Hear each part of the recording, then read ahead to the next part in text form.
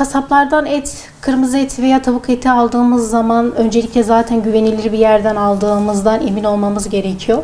Tavuk eti zaten tarihine bakarak alabiliriz. Kırmızı etin de zaten daha çok yine güvenilir bir yerin olduğuna ve tabii etin ne zaman kesimi vesaire bunları bilmek neredeyse imkansız. Et bozulduğu zaman renginden, kokundan belli bir şekilde kendini belli ettiriyor. Rengin solması bunlardan belli oluyor. Özellikle kasaplarda hijyen olarak güvenilir bir yerinde olduğunu bilmemiz gerekiyor. Zaten hijyen en önemli nokta. Şimdi kırmızı et ve tavuk eti fark etmeksizin normal buzdolabı koşullarında 4 derece ama difrizlemek istediğimizde ise eksi 18 derecede dondurmamız gerekiyor.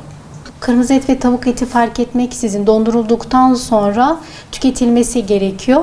Eğer çözünülürse tekrardan buzdolabına atılırsa maalesef ki o daha çok bakteri yuvasına dönüyor ve tam anlamıyla insan sağlığına zararlıdır. Aynı zamanda kanserojen zaten maddeleri de barındırmış oluyor.